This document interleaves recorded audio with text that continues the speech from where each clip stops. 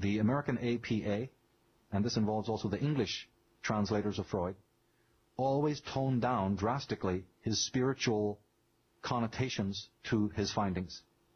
In German, the words are deeply meaningful in a spiritual context. But when his books were translated, even the covers of his book, even the names and titles of the book were drastically changed in order to make it more materialistic than Freud ever wanted it to be. They wanted to make it more Pavlovian. They wanted to make his teachings more behavioral. In other words, a certain propaganda was used in the mere translations of Freud. So basically what I'm saying is that when people read about Freud or they pick up a dictionary, generally what we've heard about Freud, even taught from the schools, is actually not very accurate. He's made into this, supreme atheist or, a person who had no sort of a metaphysical interest and all of these kinds of things. And of course, this is absolutely not true. But getting back to our point, he did believe that the unconscious was a spiritual sort of realm. There was something there that, might have been of a spiritual nature, something deep and something rich, as well as the idea that he also believed that the unconscious is a sort of a dumping ground for all of the stuff that we don't like about ourselves. He came up with the word repression. And repression is simply the things about life, and much more importantly, the things about ourselves that we don't like, we repress into the unconscious. One psychologist, right? I forget his name. He's a very famous Los Angeles psychoanalyst. His method of course, he's not the only one to use this, but he's one who uses it a lot. His therapy ended up being based on tape recording the sessions and then giving a tape of the session to the patient and having them take it away for the week or whatever it was and listen back to it many times and then come back to him after the patient had listened to the tape on which they're talking. And what the psychologist was trying to get them to do is to listen to the amount of times they lie to themselves in the tape, in the session. Yeah. The amount of fiction that's involved in their account of what's going on in their lives. And it worked. It actually worked. It's actually something you can do for yourself. And they said that the patient's healing took place the moment that they learned the level of self-deception that's in their life, the way they misconstrued things just blatantly. And they were so horrified, right, by their own ability to lie through their teeth and not even know it, that they came back in a much more humble form for the session the next time. And what I'm really getting to here is not so much about what I've just said. It's this. What part of the person felt bad about the fact that they were lying? This is what the psychologist was doing this for, and he was relying on this. It's called the conscience. He was hoping that by going through this elaborate thing of taping the thing and letting the client listen back to it, he would activate something far higher, what he refers to as something in their higher mind, which is, of course, what we call conscience. Even though these people were in a state of total self-deception, even though these people were lying to themselves, there still was another higher voice, a higher sense of self, a higher sense of rightness, a higher conscience that said, it's not right that you did that. You're a better person than that. So in all teachings, in all spiritual teachings, and in all philosophical ways of looking at life, we have to address that higher self in us. We have to address that conscience. I'm not speaking about a higher self like in some Eastern mystical way. Right. I'm talking about just this other voice, this other way of seeing. It's not another being within you or any sort of Atman or anything like that.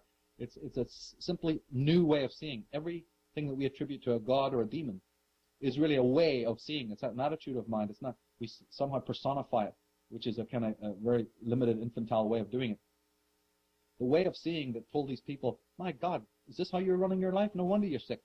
You've got to change your ways.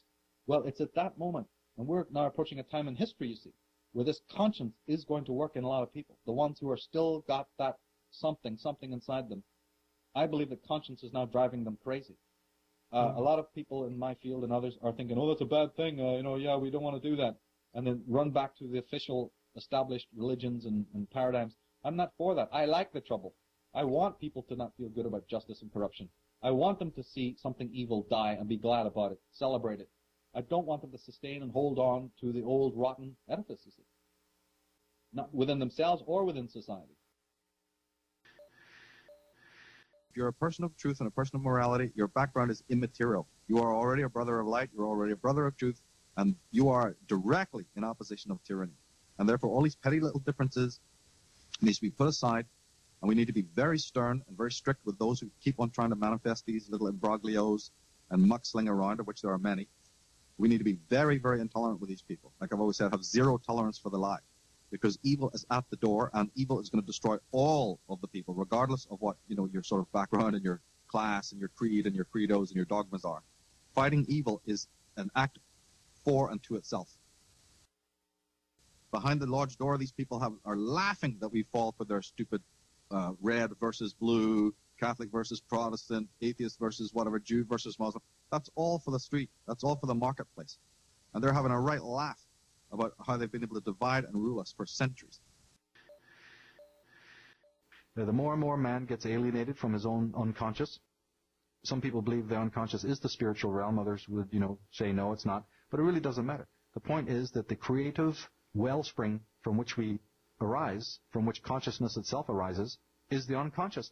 And if you get too cut off from it, you end up being a stranger to yourself. And you can see that our whole Western civilization is based on having people live entirely on the surface of themselves. And you only have to look at the media to realize just how, you know, incredibly much there's an interest in having people just decorate their persona at the cost of all of their other aspects and selves. You know, we're not interested in people anymore, what they are inside deeper. People are just forced to live in the ego and in the narcissistic drives, you see, and pulling further and further away from their own core, further and further away from their own unconscious. That becomes the way he lives in society, you know. So if you look at the design of cities, the design of skyscrapers, you look at the fluorescent lighting, you see, even in many offices now, and this whole emphasis of the square and the cube, and this whole emphasis on regimentation in so many ways, whether it's at Starbucks. I don't know if people have observed any of this. Often they haven't observed any of this. They're not even remotely aware of just how regimented and formalized just the average living is, you see. And this whole penchant for franchises and the design of cities being based on the grid and all of these kinds of things. It's so ubiquitous we don't notice it. But unfortunately the psychologists do notice it. And they know that it's not healthy, it's not right. And again, it's predicated upon human beings. We could be positively heading towards a period of much greater freedom. And I mean that also not just physically but spiritually. There is a chance that man's consciousness is at the stage now where, you know, we have so much information now about permaculture, alternative living, you know, survival, free energy. We've got all the tools and all the knowledge at our hands, which wasn't there before. So my interest in these things is that, look, Big Brother doesn't just sit there waiting to be overthrown. As I've said, these people, these architects of control, have tremendous knowledge of these things. They know both astrologically where we're going, and they also have fingers on the pulse of man's psyche. So they're obviously not interested in people waking up. And from what I've said already, you can tell that awakening could be a really marvelous thing. It would mean throwing off the shackles of all forms of religious and political control. Man has been, whether he likes it or not, moving towards this because it's natural to move towards this. Nature wants the human being to move towards this. There's a spirit within people that wants freedom, as buried as it is.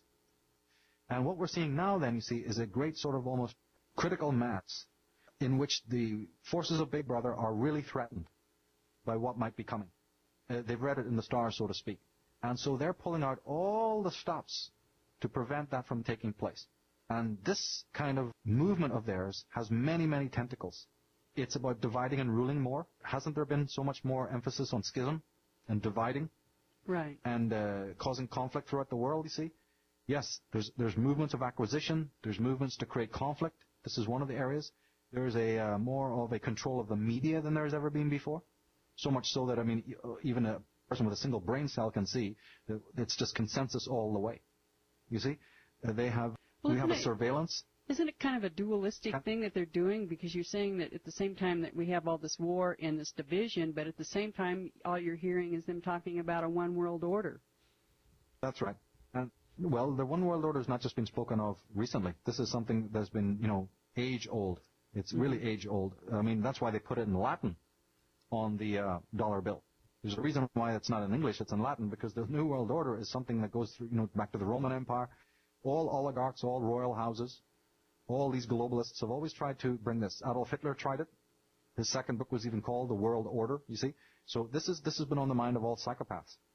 And remember that these architects of control don't like freedom. They are toxic people inside. They don't have a, harmonious psychology. They have a pathology. They're infected by many, many mental disorders. So these people are loose in our society. They're absolutely loose in our society. And again, it's rooted in their connections with their own body. There's a huge element there in their connection with their love-hate relationship with themselves.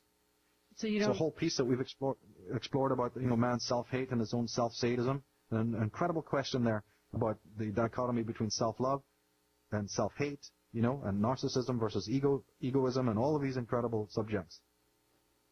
And I want to always emphasize to people that, we're in a day and age now where we are luckier than our forefathers were because of this incredible wealth of information, and we should never feel pessimistic about what's going on. Always see it as a challenge. Realize that we're under divine protection, or that at least each one of us can purse under that divine, and never move out of fear or panic or anxiety, because that's exactly what Big Brother wants. That's true. Their particular kind of sorcery cannot work if the person shakes off the fear and the anxiety and starts to realize that they are the person who is, they cannot be killed.